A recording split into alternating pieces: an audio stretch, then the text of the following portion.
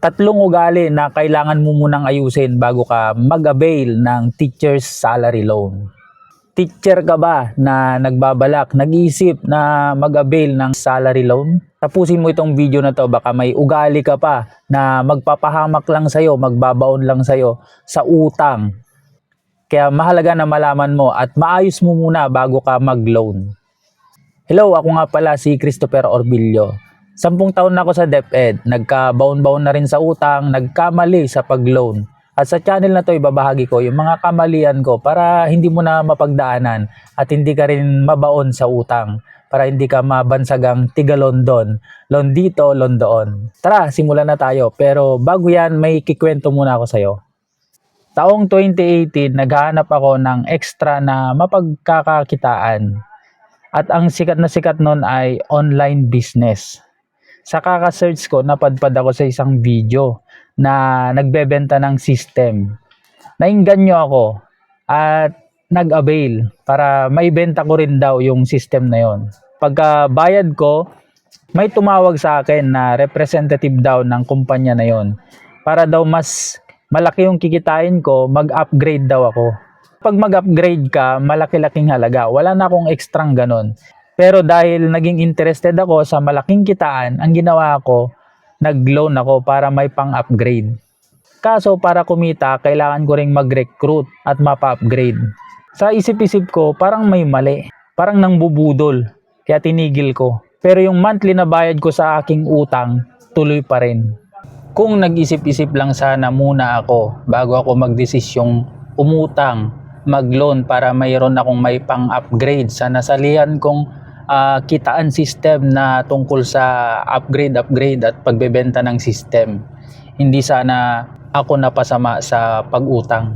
Doon ko na-realize na ang utang ay nagiging kalaban kung meron tayong sablay na ugali bago kumuha nito. Ugali na kailangang ayusin muna bago umutang, yung ugaling padalos-dalos magdesisyon.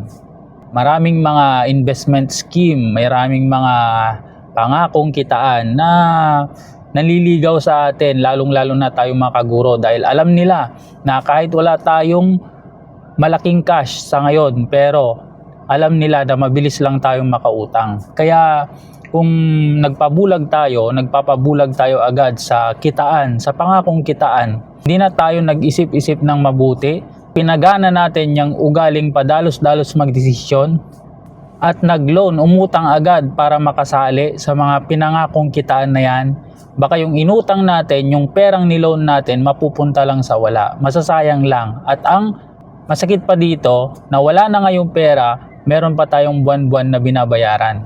Kaya bago umutang, ayusin muna yung ugali nating padalos-dalos magdesisyon.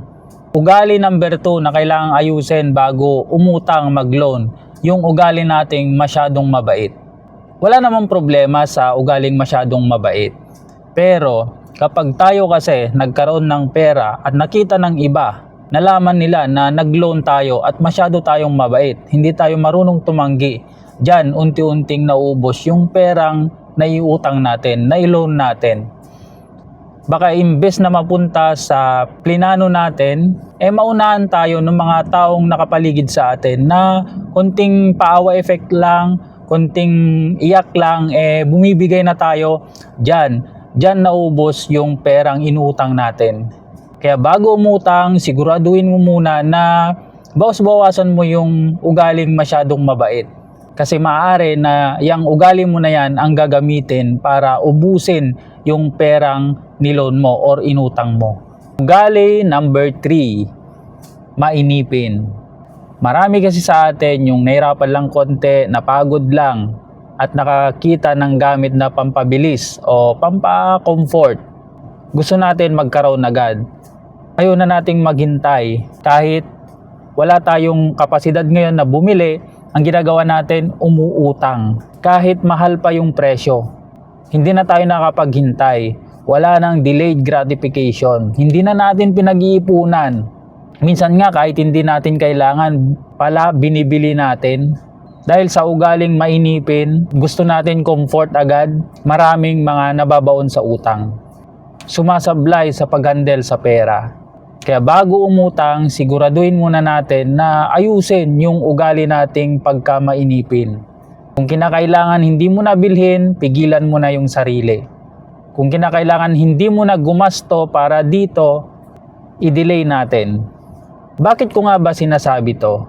Naniniwala kasi ako na kapag nalaman natin at naayos muna yung mga ugaling sablay sa paghawak ng pera, ang loan, ang ating perang inutang ay nagiging kasangkapan, tulong. Ang kalaban kasi natin dito ay yung loan cycle.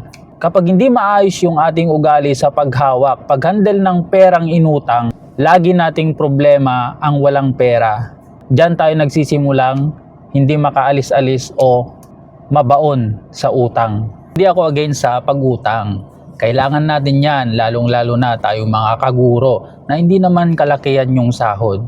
Kailangan natin yan, nakakatulong sa atin, lalong-lalo na kapag may mga emergency tayong pangailangan. Ang punto ko lang dito ay sana bago tayo mag-avail, maayos muna natin yung ating sablay na ugali pagdating sa paghandle, paghawak ng pera, lalong-lalo na kung galing sa utang. Dahil yung pera na galing sa utang, nagiging kalaban. O kung isa kang kaguro na naniniwala tulad ko na bago umutang ay mahalagang ayusin muna yung ating mga sablay na ugali sa paghawak ng pera, iniimbitan kita na mag-join sa Ka-Loan Squad. Ito ay samahan ng mga kaguro na nalubog sa utang at gustong makaahon. At samahan din ito ng mga kaguro na gustong makatulong, makaambag para maiangat, maiahon yung mga kaguro na dumadaan sa problema sa utang, sa loan. Yung mga kaguro na tiga London, tulad ko, loan dito, loan doon. Isa kang kaguro na dumadaan ngayon sa problema sa utang, yung halos wala nang masahod dahil loan dito, loan doon, wala nang natitira. Feel ko yung nararamdaman mo kasi dumadaan din ako dyan, galing din ako dyan, at masakit, mahirap yung may ganyang pinagdadaanan. Pero naniniwala ako, kaya nating lampasan yan, utang lang yan, at least ngayon, hindi na tayo bulag sa maaaring maging consequence ng malagay tayo sa sitwasyon ganyan. Naniniwala ko, kaya mong lampasan yan, ipagdasal na tulungan tayo ni Lord na makaahon sa pagsubok na dala ng utang. At yung pagsubok, yung problema na pinagdadaanan mo ngayon sa utang, balang araw magiging kwento na lang at maging isa kang inspirasyon sa iba. Heads up, kaya natin yan. O kung nagustuhan mo itong video na to, pa-follow naman yung aking page at paki-share na rin para maabot din natin yung mga kaguro, kapwa nating kaguro na dumadaan sa problema sa utang. At makatulong itong video na to sa kanila. Ayos? Muli, ako si Christopher Orbillo, isang kaguro, nagkamali, nagkanda baon-baon sa utang at ngayon nagsasabi na pass muna sa loan. Promise. Bye-bye!